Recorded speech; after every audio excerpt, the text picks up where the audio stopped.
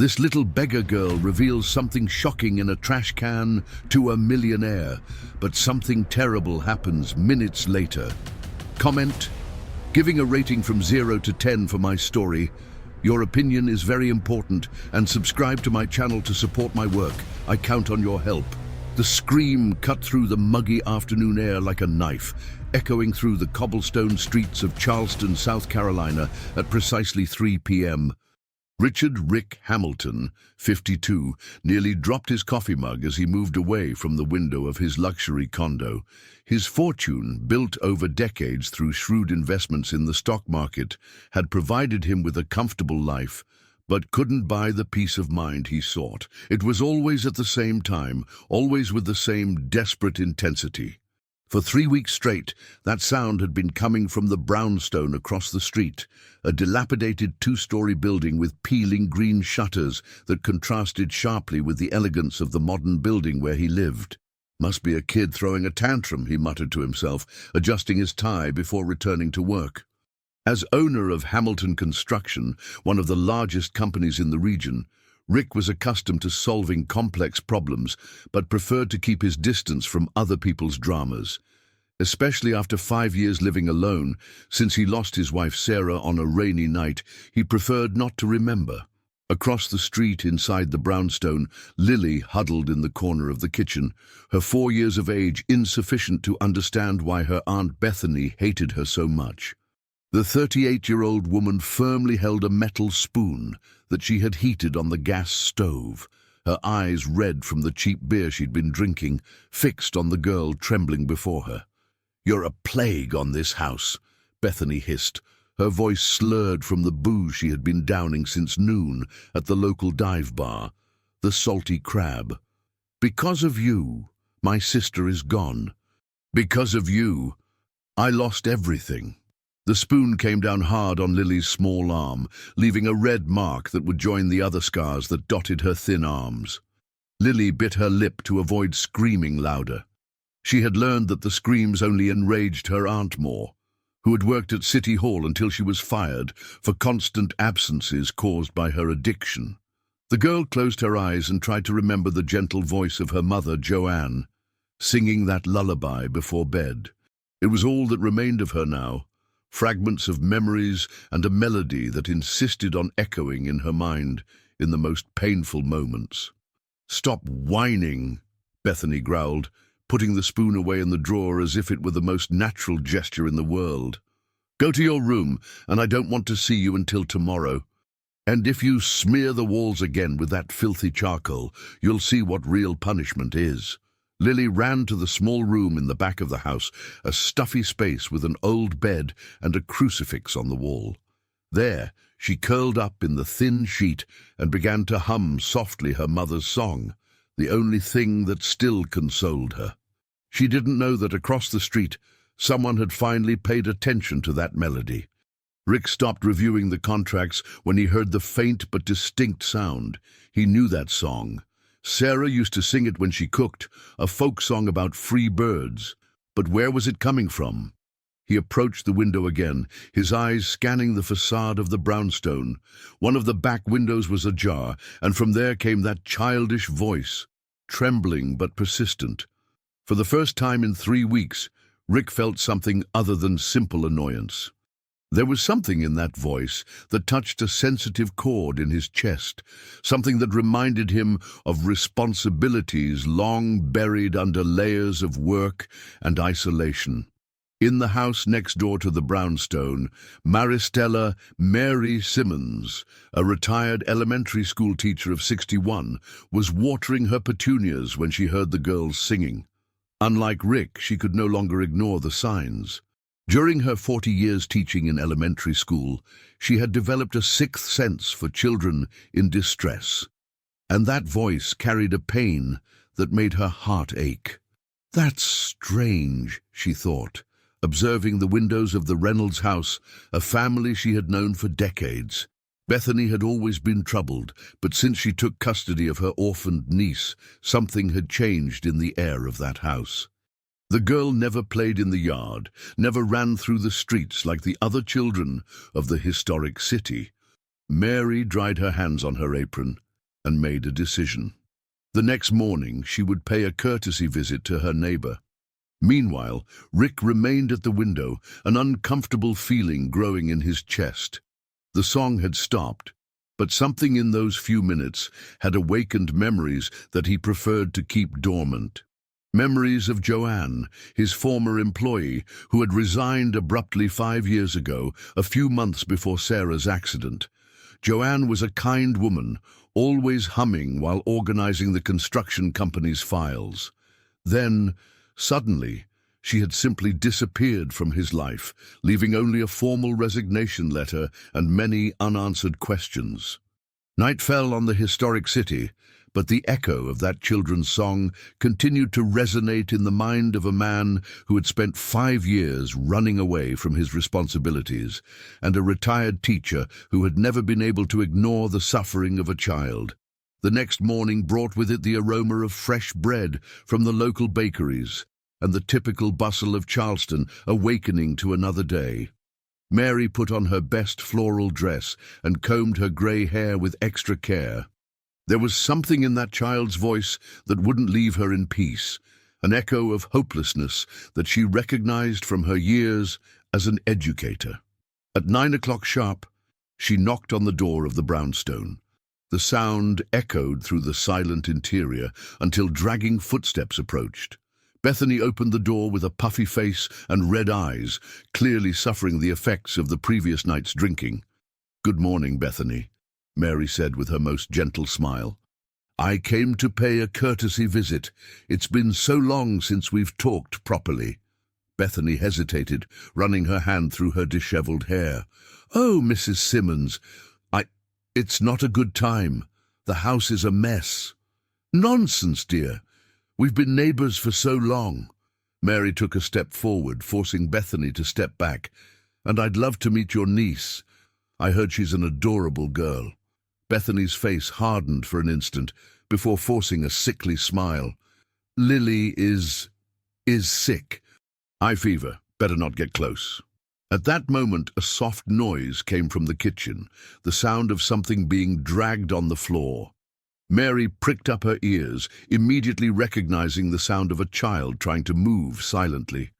"Maybe I can help," the teacher insisted. "I have experience with sick children. Raised 3 kids, you know how it is."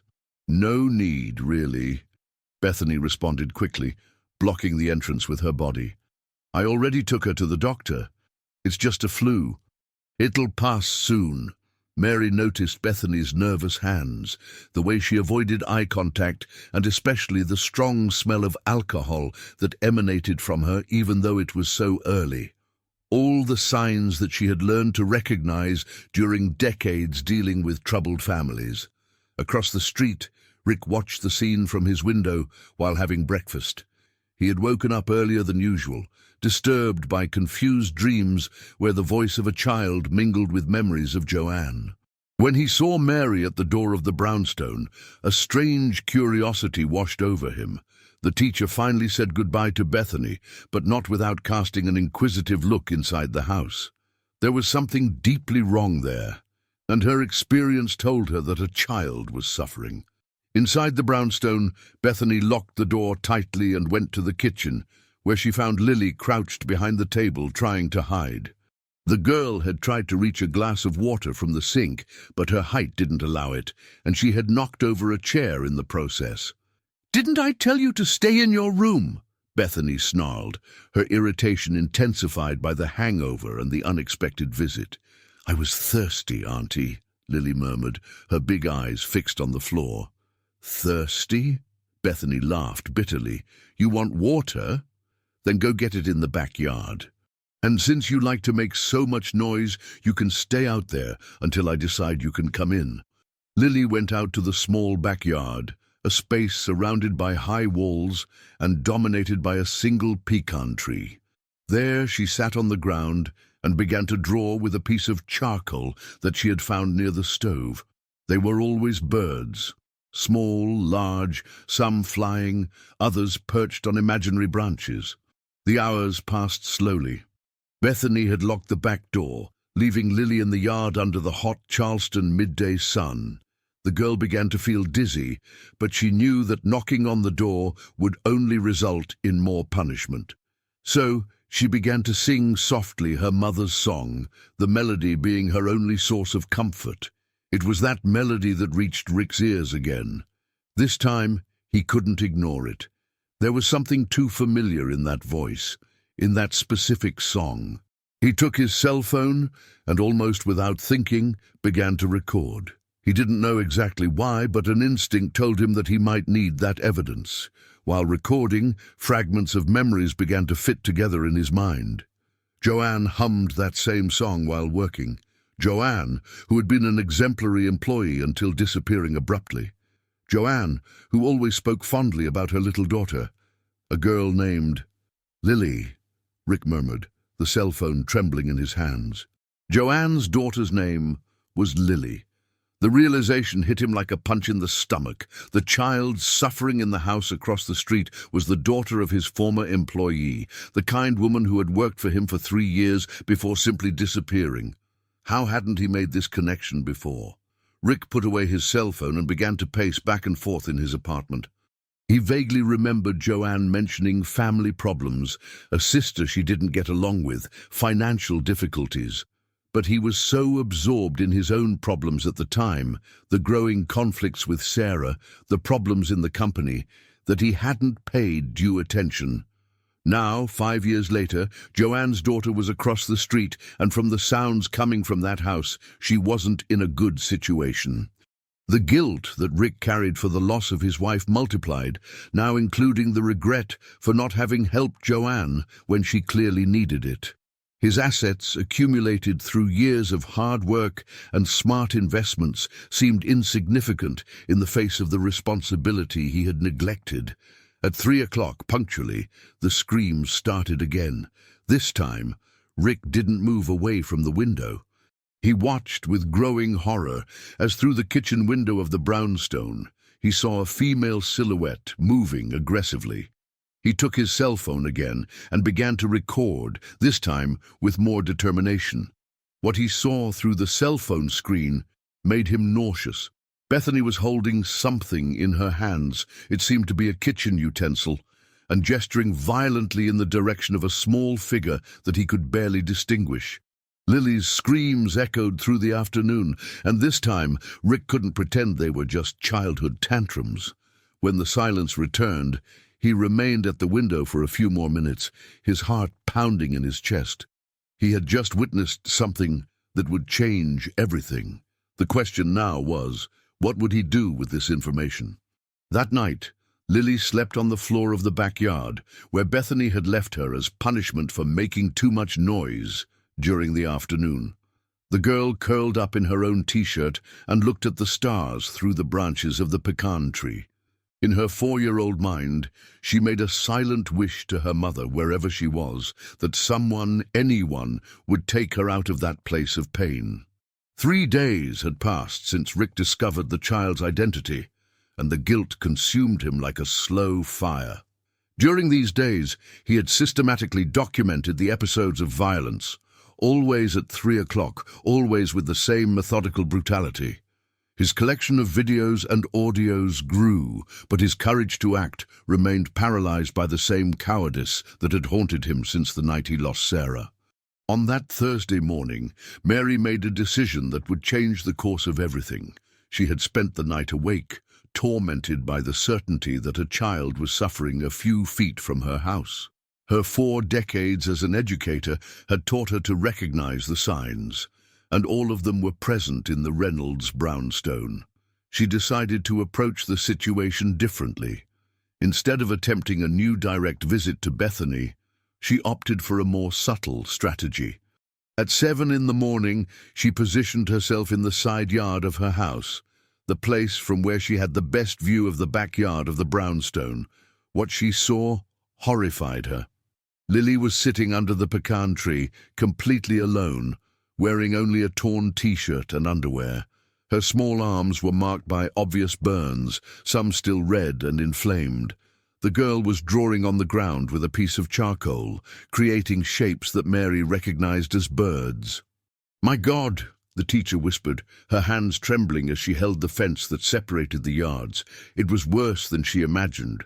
Much worse. Lily looked up and saw the lady watching her. For a moment, the two stared at each other in silence. Then, to Mary's surprise, the girl smiled, a weak but genuine smile, and waved shyly. "Hi, Grandma," Lily said with her tiny voice, using the affectionate term she gave to all elderly ladies. "Hi, honey," Mary replied, struggling to keep her voice steady. "Are you all right?" Lily glanced quickly at the windows of the house before answering. "I am, yes. I'm just drawing birds." "That's nice. Do you like birds?" "I like them a lot. They can fly wherever they want," the girl replied, her big eyes shining with a sadness that broke Mary's heart. At that moment, Bethany's harsh voice echoed from inside the house. "Lily, where are you, girl?" The terror that instantly took over the child's face said everything Mary needed to know. Lily quickly got up, wiped her hands on her t-shirt, and ran into the house, but not before looking at Mary one last time with an expression that screamed for help. Mary remained in the yard for a few more minutes, processing what she had seen. The burns, the fear, the way the child reacted to her aunt's voice. Everything confirmed her worst fears. She could no longer pretend she didn't know what was happening. Meanwhile, across the street, Rick had witnessed the entire interaction. Through his window, he managed to see the Reynolds' backyard partially, and the sight of the marks on Lily's arms made him nauseous. For the first time in 5 years, he felt genuine fury burning in his chest. Joanne had trusted him in some way. Even if indirectly, even if he didn't know at the time, she had left her daughter in the care of a family that lived in the same city where he lived. And now that child was being tortured while he watched from his comfortable window, paralyzed by his own cowardice. At 11 in the morning, Mary made a courageous decision. She put on her best business casual outfit, took a tray with homemade cookies she had prepared as a pretext, and headed again to the brownstone. This time, she wouldn't take no for an answer. Bethany answered the door reluctantly, clearly annoyed with the neighbor's insistence. "Mrs. Simmons, I already told you it's not a good time." "Bethany, dear, I brought some cookies I made yesterday," Mary interrupted firmly, "and I insist on getting to know little Lily better. As old neighbors, it's our duty to support each other." Before Bethany could protest, Mary had already entered the house, using all the authority that decades of classroom had given her. The interior of the brownstone was gloomy and smelled of mildew mixed with alcohol. Old and poorly maintained furniture occupied the living room, and there was a heavy atmosphere that made the air seem difficult to breathe. "Lily is sleeping," Bethany lied, blocking the path to the back of the house. "That's a shame. Maybe another time then," Mary said, but her experienced eyes had already catalogued several disturbing details. Dark stains on the kitchen floor that seemed to have been poorly cleaned, a metal spoon left on the stove, and especially small charcoal drawings on the walls that had clearly been made by a child. At that moment, a low sound came from the direction of the kitchen, a muffled sob, almost imperceptible. Mary and Bethany froze. The silence that followed was tense and revealing. "Must be the neighbor's cat," Bethany said quickly, but her voice trembled slightly. Mary smiled and nodded, but had decided she had already seen enough. "Well, I'll let you rest then. But Bethany, remember that I'm always right next door if you need anything at all." Mary's tone made it clear that it wasn't just a casual offer of help. It was a subtle but direct warning. After the teacher left, Bethany locked the door tightly and went to the kitchen, where she found Lily huddled behind the stove, trying to hide.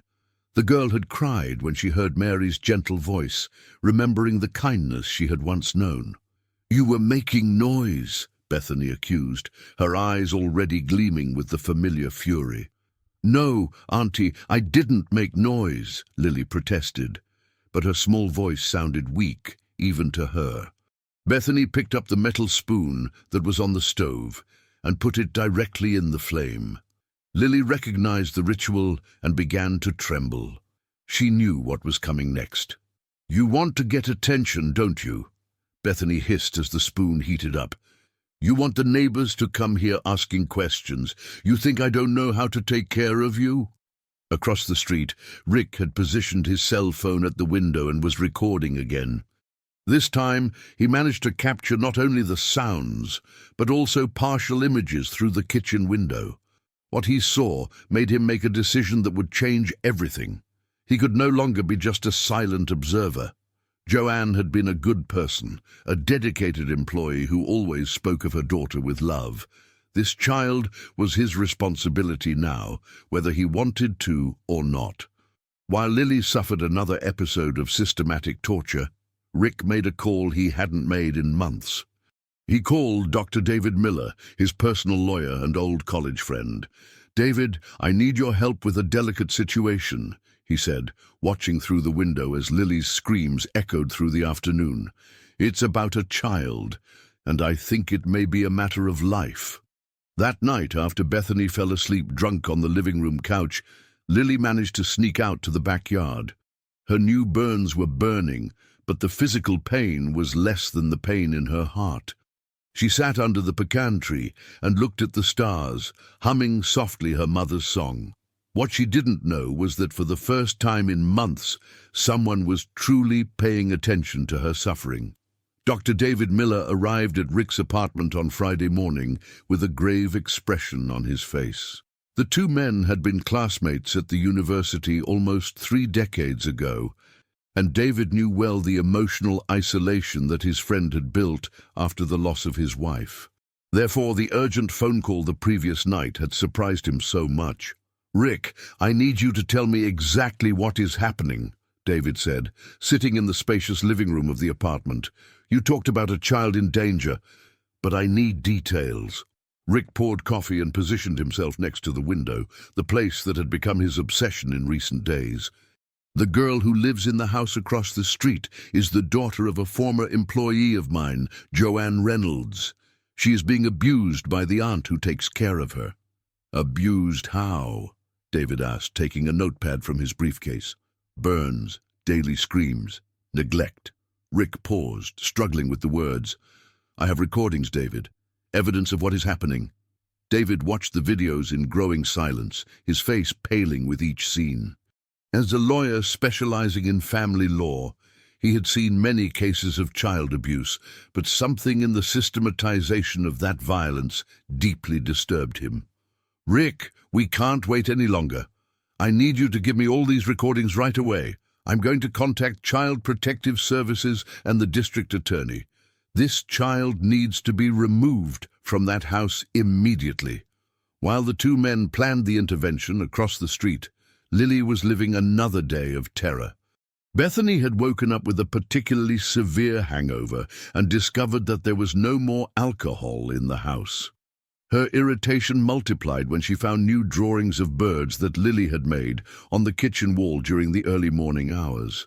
"How many times do I have to tell you not to smear the walls?" Bethany shouted, holding Lily by the arm hard enough to leave marks. "You're a plague, a curse on this house." Lily tried to explain herself, to say that she had dreamed of her mother and that the drawings made her feel less alone, but the words were lost in sobs.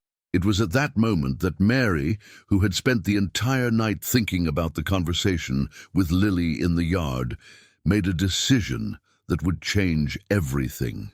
Instead of going to the grocery store as planned, she went directly to downtown Charleston, where the small office of Child Protective Services was located. She knew the counselor Elizabeth Liz Thompson well, a former student of hers who had dedicated herself to the protection of vulnerable children. "Liz, I need to talk to you about a very serious situation," Mary said, entering the office without ceremony. Liz raised her eyes from the papers she was analyzing. "Mrs. Simmons, it's good to see you. What brings you here today?" "A child in danger, my neighbor. I'm sure she's being abused."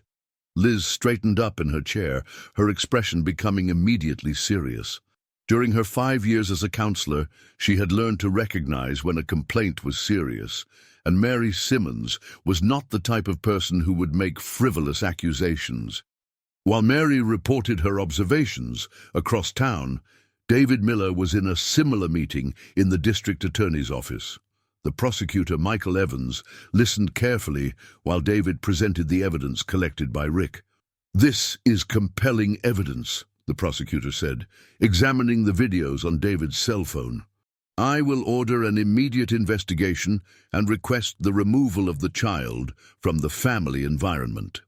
That's how, by a coincidence that would change Lily's destiny, two simultaneous complaints reached Child Protective Services on the same morning. Liz Thompson was finishing writing down Mary's report when her phone rang. "Liz, this is Prosecutor Michael Evans.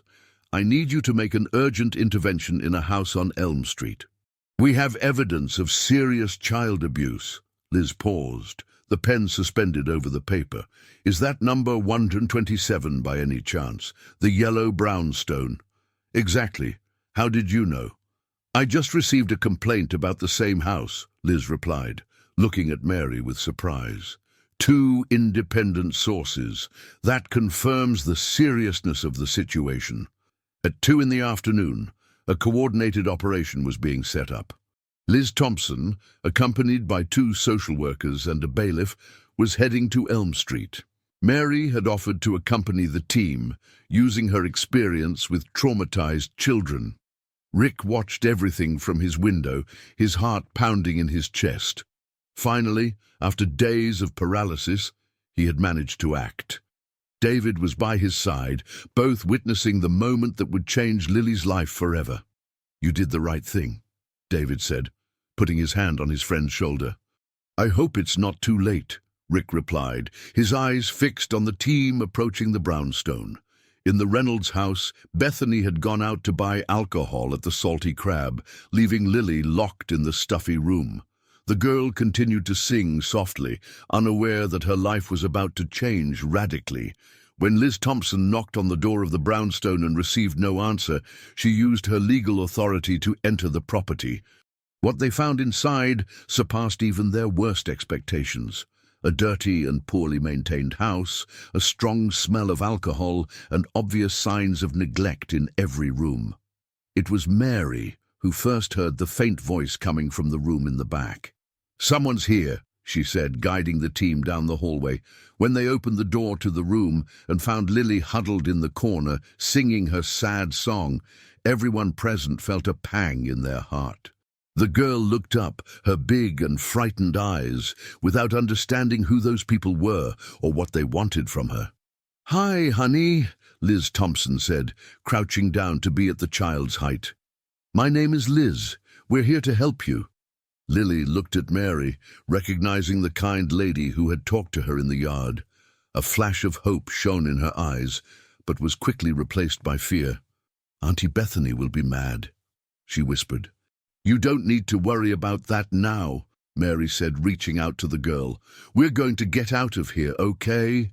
Across the street, Rick watched Lily being gently taken from the brownstone. The girl held Mary's hand, her steps small and hesitant as she crossed the door that had been her prison for so many months.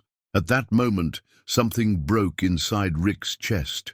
All his riches, all his successful investments, all the wealth he had accumulated over the years seemed insignificant in the face of that child who was finally safe.